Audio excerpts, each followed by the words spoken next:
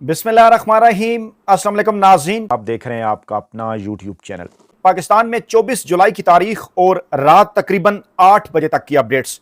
दोस्तों, पाकिस्तान में गुज़श्ता 12 घंटों के दौरान दो ऐसी बड़ी तब्दीलियां रूनुमा हुई हैं, या यह कहा जा सकता है कि दो ऐसी बड़ी डेवलपमेंट्स हुई हैं जो ये बताती हैं, जो इस जानिब इशारा करती हैं कि पाकिस्तान के फैसला साज इस नतीजे पर पहुंच चुके हैं। उन्हें इस बात का अंदाजा हो चुका है, वो ये बात जानते हैं कि पाकिस्तान के अंदर जब भी अगले इलेक्शन हुए, बिलाशुबा इमरान खान साहब ही पाकिस्तान के अगले मुमकिना वज़ीर आज़म होंगे। और इस मामले को देखते हुए, इस हकीकत को जानते हुए, पाकिस्तान की मौजूदा अस्करी क़यादत ने अपनी फील्डिंग सेट करना शुरू कर दी है। और सवाल उठ रहे हैं कि क्या कैदी नंबर 804 जेल में गैर आईनी और गैर कानूनी तौर पर गुज़श्ता 3 बरसों से कैद इमरान खान ने क्या लंदन प्लान 2 उड़ा कर रख दिया है? इस पर डालते हैं तफसील के साथ रोशनी। लेकिन पहले दोनों बड़ी डेवलपमेंट्स से एक एक नुक्ता, एक एक लाइन में उनकी आपके सामने रखता हूं, बड़ा इंटरेस्टिंग है। उसके बाद उनकी डिटेल के ऊपर भी बात करते हैं।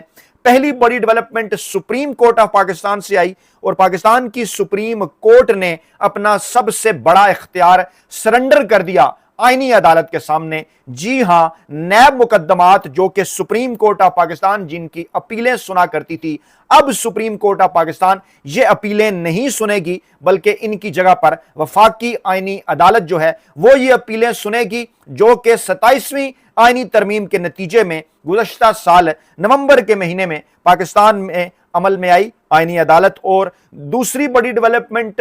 पाकिस्तान की तारीख में, अस्करी तारीख में पहली मर्तबा इस वक्त एक जो ओहदा 27वीं आईनी तरमीम के जरिए रोशनास कराया गया। जी हां, मैं बात कर रहा हूं कमांडर नेशनल स्ट्रेटजिक कमांड की। उस पर बड़ी तैनाती 4 स्टार जनरल प्रमोट कर दिए गए लेफ्टिनेंट जनरल सैयद आमिर रजा, उन्हें इस ओहदे के ऊपर तैनात कर दिया गया। और ये जो दोनों बड़ी डेवलपमेंट्स हैं, इनके मुतल्लिक कहा जा रहा है कि ये जो दोनों बड़ी डेवलपमेंट्स हैं, इनके पीछे पाकिस्तान की जो मौजूदा अस्करी क़यादत है जनाब, उनकी मुशावरत है इसके अंदर, उनका इंटरेस्ट है, उनकी दिलचस्पी है इनके अंदर। और मौजूदा जो पाकिस्तान की चुंतखे हुकूमत है शहबाज शरीफ साहब की, उन्हीं की मुशावरत से ये दोनों अमल जो है वो किए गए। और इन दोनों का बराह रास्त तल्लुक उस 27वीं आईनी तरमीम के साथ है जिसके नतीजे में ये दोनों काम हुए। यानी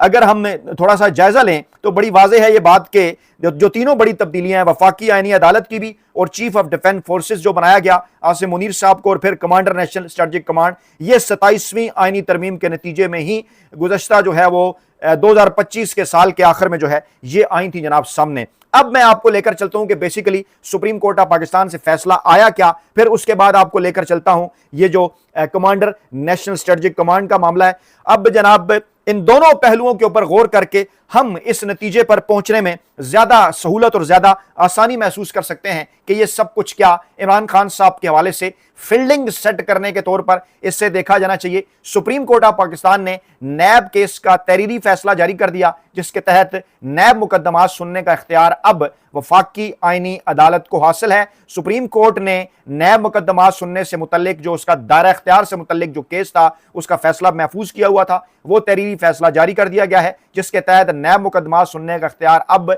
वफाकी आईनी अदालत को हासिल हो चुका है। और नैब मुकद्दमात में सुप्रीम कोर्ट का अपील सुनने का जो इख्तियार है वो खत्म हो चुका है। जस्टिस मोहम्मद अली मजहर इस बेंच की सरबराही कर रहे थे। इसमें जस्टिस मुसर्रत हलाली साहबा शामिल हैं, जस्टिस शाहिद बिलाल साहब, सुप्रीम कोर्ट का 3 रुकनी बेंच, और जो 3 जुलाई को महफूज किया गया फैसला ये जस्टिस मोहम्मद अली मजहर ने तहरीर किया। और कहा जा रहा है कि आगे चल के जस्टिस मोहम्मद अली मजहर साहब भी जो हैं वो आईनी अदालत के चीफ जस्टिस के तौर पर एक मुमकिना उम्मीदवार होंगे, अगर उस वक्त उनके टेनोर का या मौजूदा हालात का या जो रिटायरमेंट की तारीख है अगर उनका जायजा लिया जाए। फैसले के मुताबिक तमाम ज़ेर इल्तवा नैब अपीलें, लेवल 2 अपील दरखास्तें वफाकी आईनी अदालत मुंतकिल हो जाएंगी। और सुप्रीम कोर्ट ने नैब मुकद्दमात में दायर तमाम ज़ेर समात अपीलें वफाकी आईनी अदालत मुंतकिल करने का हुक्म दे दिया है। तहरीरी फैसले में कहा गया है कि नैब मुकद्दमात में जमानत की दरखास्तें भी वफाकी आईनी अदालत सुनेगी। 27वीं आईनी तरमीम के बाद नैब केसेस की अपीलें FCC के दायरा इख्तियार में हैं और नैब मुकद्दमात में सुप्रीम कोर्ट के पास मजीद समात का इख्तियार नहीं है। अब इस मामले को समझिए, इमरान खान साहब का मामला इंतहाई अहम है। उनके ऊपर जो नैब के मुकद्दमात हैं जिसमें उन्हें सजाएं हुई हुई, अब उनकी अपीलें सुप्रीम कोर्ट ऑफ पाकिस्तान की बजाय वफाकी आईनी अदालत जाएंगी। और ये जो तमाम तर मैदान सजाया गया, तमाम तर ये जो फील्डिंग सेट की गई, ये बिलाशुबा इस वक्त तमाम गैर जानिबदार जो आईनी कानूनी माहिरीन है वो एक ही बात कर रहे हैं कि ये खास तौर पे पर्सन स्पेसिफिक हैं, इमरान खान साहब के हवाले से हैं। और इसके बाद अब कोशिशें बढ़ा दी जाएंगी, राब्ते बढ़ा दिए जाएंगे इमरान खान साहब से मुमकिन डील हासिल करने के लिए, इमरान खान साहब से एनआरओ हासिल करने के लिए, उनके साथ मुफाहमत करने के लिए। और बताया उन्हें यह जाएगा कि अगर कहा उन्हें यह जाएगा, पैगाम उन्हें यह दिया जाएगा कि जनाब इमरान खान साहब, अगर आप कोई रास्ता नहीं निकालते, माजी में जैसे पीपल्स पार्टी या नून लीग की क्यादत ने निकाला, फिर उनकी सियासी वापसी हुई, आप अगर एस्टेब्लिशमेंट के साथ अपने मामला तय नहीं करते, आप अगर एस्टेब्लिशमेंट के ऊपर अपनी तनकीद बंद नहीं करते, आप अगर नाम लेकर उनके ऊपर बात करना बंद नहीं करते, तो आपको नए मुकदमात में जो सजा हुई वफाकी आईनी अदालत में वो केसेस जाएंगे और वहां उन सजाओं पर मोहरे तस्दीक सब कर दी जाएगी। यानी आप लंबे अरसे के लिए जेल के अंदर होंगे, जो शायद अगर सुप्रीम कोर्ट ऑफ पाकिस्तान सुनती तो वहां कोई एक मुख्तलिफ राय जो है वो सामने आ सकती थी। सुप्रीम कोर्ट ने नैब तरामीम 2026 सेक्शन 32A को मुअस्सर करार देकर इसका इख्तियार वफाकी अदालत का यह इख्तियार करार दे दिया है और कहा है कि नैब मुकदमात में अब लेवल 2 अपील नहीं बल्कि बराह रास्त दूसरी अपील का हक असल है। नई कानून साजी के बाद नैब केसेस में अपील का फोरम आईनी अदालत है। जमानत हो, सजा मुअत्तली हो और दीगर ज़िमनी दरखास्तें, यानी वाज़े कर दिया कि कैसे पर्सन स्पेसिफिक है, अल्फाज के ऊपर गौर की जाए, ये जो उनकी जैली चीजें इस फैसले के अंदर आई उसके ऊपर गौर की जाए। तो बड़ा वाज़े है ये मामला कि दीगर ज़िमनी दरखास्तें भी मरकजी अपीली फोरम ही सुनेगा। मकसद ये इमरान खान साहब के हवाले से है और फैसले में यह कह दिया गया है कि कानून के तहत इख्तियार न होने पर सुप्रीम कोर्ट फ्रीकैन की रजामंदी से भी ये केस नहीं सुन सकती। चाहे फ्रीकैन ये कहें कि आप सुने, वो नहीं सुनेगी। वफाकी अदालत के अंदर ये मामला जाएगा और ये कहा जा रहा है कि खास तौर पे इमरान खान साहब के हवाले से फील्डिंग सेट करने के हवाले से है। दूसरा मामला, आज जो बड़ी डेवलपमेंट हुई उस पर इस वक्त जो दिफाई तजिया निगार हैं वो बात कर रहे हैं और हुआ यह है कि इस वक्त 22 OTS 6 लांसर्स के जनरल आमिर रजा साहब को 4 स्टार जनरल के ओहदे पर जो है उनकी तैनाती हुई है और उनसे सीनियर 7 लेफ्टिनेंट जनरल सुपरसीड हो गए हैं। यह भी पाकिस्तान में एक नायाब किस्म की सूरत हाल है। कभी कभार यह होता है, ये नहीं कि माजी में हुआ है, लेकिन कभी कभार यह मामला होता है। इनमें DGISI lieutenant general Asim Malik हैं जो पहले ही तोसी मुलाजमत पर हैं, चेयरमैन NDM में लेफ्टिनेंट जनरल इनाम हैदर मलिक हैं, कोर कमांडर लाहौर हैं lieutenant general Fayyaz Hussain Shah, corps commander Mangla हैं lieutenant general Noman Zikriya, army air defence commander lieutenant general Zafar Iqbal हैं और military secretary lieutenant general Shahid Imtiaz इनके अंदर शामिल हैं। इनमें जो लेफ्टिनेंट जनरल शाहिद इम्तियाज साहब हैं और जो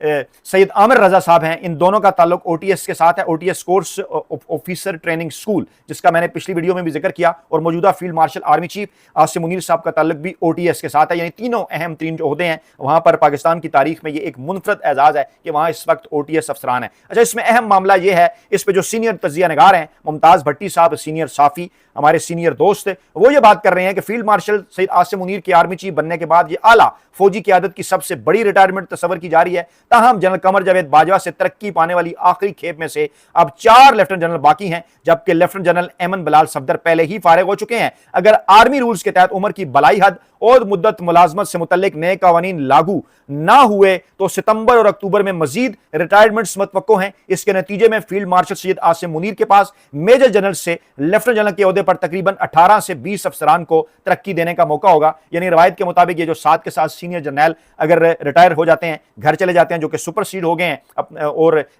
जाहिर बात है अब अगर उनकी अगर जो है वो प्रमोशन नहीं होती तो जो उनकी मुद्दत मुलाजमत है जिस दिन वो पूरी हो रही है वो रिटायर ही तस्वर होंगे। और अब फील्ड मार्शल आसिम मुनीर साहब पर मुनसर है कि वो तवील अरसे से ज़ेर इल्तवा तमाम तरक्कियों का एक साथ ऐलान करते हैं या हस्बे ज़रूरत मरहलावार प्रमोशन देते हैं। यह भी देखना होगा कि vice chief of army staff के खाली ओहदे पर तकर्री की जरूरत महसूस की जाती है या नहीं। ताहम 4 स्टार जनरल की हालिया प्रमोशन के बावजूद इस ओहदे को पुर ना किए जाने से बज़ाहिर यह तासुर मिलता है कि फिलहाल इसकी जरूरत महसूस नहीं की जा रही और फिर चीफ ऑफ जनरल स्टाफ का ओहदा भी खाली हुआ है। अब 2 पहलू हैं, एक तो अगर इनमें से किसी को 4 स्टार जनरल की तरक्की मिल जाती है, यानी जिसे vice chief of army staff कहा जाता है, अगर उनको भी अगर जो है वो प्रमोट कर दिया जाता है तो मुमकिना तौर पर इस हवाले से जो है वो नाम लिया जा रहा है जनाब जो OTS ऑफिसर मिलिट्री सेक्रेटरी हैं, जो आर्मी चीफ साहब के लेफ्टिनेंट जनरल शाहिद इम्तियाज। ये एक बड़ा दावा इस वक्त अस्करी हलकों की जानिब से और जो गैर जानबदार दिफाई तजिया निगार हैं उनकी जानिब से किया जा रहा है। अब जरा इन दोनों मामलात के मुख्तलिफ पहलुओं को समझिए। यह कहा जा रहा है, कुछ लोग इसको यह कह रहे हैं कि जो पाकिस्तान की मौजूदा अस्करी क़यादत है उन्होंने साल 2029 के हवाले से जो है वो फील्डिंग फील्डिंग सेट कर ली है। एक तो यह कि मौजूदा जो आईनी अदालत के सरबराह हैं जब वो रिटायर होंगे और मौजूदा चीफ जस्टिस या आफरीदी साहब भी जब रिटायर होंगे, मुमकिन तौर पर इन ओहदों के ऊपर जो लोग सामने आने जा रहे हैं उनसे इस वक्त ये फैसला दिलवाया गया है कि जनाब नैब तरमीम के हवाले से उनके पास कोई इख्तियार नहीं है, मामला आईनी अदालत जाएगा। यानी मुमकिन तौर पर जस्टिस मोहम्मद अली मजहर साहब ही आईनी अदालत के अगले चीफ जस्टिस हो सकते हैं। मुमकिन तौर पर ऐसा ही नजर आ रहा है। और वो जो नाम इंतखाब, क्योंकि इनके मुकाबले में जस्टिस मुनीफ फारूक साहब होंगे दूसरे जज, लेकिन आपको पता ही है मुनीफ फारूक साहब की तारीख और हिस्ट्री, उन दोनों में से फिर किसका इंतखाब मुमकिन तौर पर हो सकता है। इसी तरह से इससे पहले यह कहा जा रहा था नवंबर 2022 में जब मौजूदा आर्मी चीफ साहब की तैनाती हुई तो कहा यह जा रहा था कि नवंबर 2025 में अगर आर्मी चीफ साहब की मुद्दत मुलाजमत में तोसी ना होती, 27वीं तरमीम ना आती, उनके पास चीफ ऑफ डिफेंस फोर्सेस का ओहदा ना होता, तो सीनियर जर्नैल जो कि आर्मी चीफ के लिए जिनके नाम जाने थे 6-7 के, उनमें इस वक्त जिन्हें प्रमोट करके 4 स्टार जनरल बनाया गया है, जनरल आमिर रजा साहब और उसके साथ साथ जो इस वक्त मिलिट्री सेक्रेटरी हैं लेफ्टिनेंट जनरल शाहिद इम्तियाज साहब, उन दोनों के नाम भी इसके अंदर शामिल होते। इस पर इंटरनेशनल इदारे अपनी स्टोरीज भी कर चुके हैं। यानी इस वक्त भी ये दोनों अहम तरीन ओहदों के ऊपर तैनात हैं। गोया कहा यह जा रहा है, जरा ये दावा कर रहे हैं कि फील्ड मार्शल आसिम मुनीर साहब ने, पाकिस्तान की मौजूदा अस्करी क़यादत ने उनकी अपनी पॉलिसियां जो है वो जारी रखने के हवाले से, खासतौर पर पाकिस्तान के मौजूदा सियासी सेटअप के हवाले से और मौजूदा पाकिस्तान में जो दाखिला और खारजा अमूर हैं उनके हवाले से, ताकि army chief field marshal Asim Munir साहब की पॉलिसियों के अंदर तसलसल रहे। यहां पर ऐसी तैनातियां आ रही हैं सामने, मुमकिन तौर पर जो कि फील्ड मार्शल आसिम मुनीर साहब के साथ अलाइन है। डेफिनेटली बात की जाती है पाकिस्तान अफवाज के हवाले से मेरिट के ऊपर ही जो है वो तैनातियां भी होती हैं, और इसी तरह से तमाम जितने भी अफसरान जिनकी जो तब्दीलियां तैनातियां नहीं भी हो सकी वो भी उसी तरह से मेरिट पर पूरा करते हैं। आखिरी बहरहाल इसके अंदर जो फैसला है वो army chief field marshal Asim Munir साहब का, माजी में भी आर्मी चीफ साहब का होता रहा, इस वक्त भी उन्हीं का है, आगे भी उन्हीं का होगा। फील्ड मार्शल साहब से मुशावरत जो उन्होंने जो है मुशावरत उनकी शहबाज शरीफ साहब से, फिर शहबाज शरीफ साहब की जानिब से ये अनाउंसमेंट, इसको बड़े मानी खेज अंदाज के अंदर जो है वो देखा जा रहा है। और आगे चलकर मुस्तकबिल में जब ये कहा जा रहा है कि मुमकिन तौर पर साल 2029 के अंदर जब पाकिस्तान के अगले आम इंतखाबात होंगे, अगर ये असम्बली अपनी मुद्दत पूरी करती है, अगर इमरान खान साहब किसी डील के ऊपर आमादा नहीं होते, अगर उनके आमादा ना होने की सूरत में किसी किस्म की कोई कौमी हुकूमत नहीं बनती, यही सिस्टम आगे चलता है, और अगर कोई मामला सामने नहीं आता तो 2029 के अंदर जब पाकिस्तान में अगले आम इंतखाबात होने जा रहे होंगे तो अहम तरीन ओहदे, चाहे वो अस्करी क्यादत के हवाले से हों, वहां ये जिन तैनातियों का मैंने आपके सामने जिक्र किया, यही अहम अफराद इन ओहदों के ऊपर मौजूद होंगे। और इसी तरह से अगर आईनी अदालत की बात कर ली जाए तो वहां पर भी जो है वही अहम तरीन ओहदेदारान और वही लोग मौजूद होंगे जिनकी जानिब से आज नैब के हवाले से इमरान खान साहब के जो केसेस हैं वो सुप्रीम कोर्ट की बजाय आईनी अदालत की तरफ जाने का जो फैसला है वो आया है सामने। और तीसरी बड़ी अपॉइंटमेंट पाकिस्तान के अंदर चीफ इलेक्शन कमिश्नर इस वक्त जो सिकंदर सुल्तान राजा साहब हैं, उनके हवाले से भी कहा जा रहा है कि वो क्योंकि इस वक्त एक्सटेंशन के ऊपर चल रहे हैं, मामला प्रोसीजर ये इसको शुरू किया जाना है कि अगले चीफ इलेक्शन कमिश्नर कौन होंगे, और वो तमाम तर मामला भी घूम रहे हैं इमरान खान साहब के साथ किसी मुमकिन डील के नतीजे में। और वो मुलाकात है जिसके मुतालिक दावा किया जा रहा है कि 5 अगस्त से पहले शाह महमूद कुरैशी साहब को राजी किया जा रहा है इमरान खान साहब से मुलाकात करने के हवाले से। उससे पहले ये जो दोनों बड़े फैसले हैं ये मुमकिन तौर पर इमरान खान साहब के ऊपर दबाव बढ़ाने के लिए हैं। जरा ये दावा कर रहे हैं कि ये दोनों फैसले जब इमरान खान साहब के सामने रखे जाएंगे कि ये हो चुका है, फील्डिंग सेट हो चुकी है ऐसी आईनी अदालत की सूरत में भी, यानी एक अदालतों के हवाले से और एक एस्टेब्लिशमेंट के हवाले से मुमकिन तौर पर जिनके हवाले से दावा किया जा सकता है कि ये फील्डिंग इमरान खान साहब के मुस्तकबिल के हवाले से इमरान खान और पाकिस्तान तहरीक इंसाफ के लिए एक परेशान कुन सूरत हाल पैदा कर सकती है। तो ऐसे मौके में इमरान खान साहब से कोई भी डील हासिल करने, उन्हें दीवार के साथ लगाने के लिए इन तमाम तर बड़ी डेवलपमेंट्स को एक दबाव पाकिस्तान तहरीक इंसाफ और इमरान खान साहब के हवाले से समझा जा रहा है। अब देखना यह है कि इमरान खान साहब और पाकिस्तान तहरीक इंसाफ इन तमाम तर मामलात पर क्या रद्द अमल देते हैं। अपना बहुत ख्याल रखिएगा, दुआओं में याद रखिएगा। नई वीडियो के साथ जल्द हाजिर होंगे। अल्लाह ने के बाद।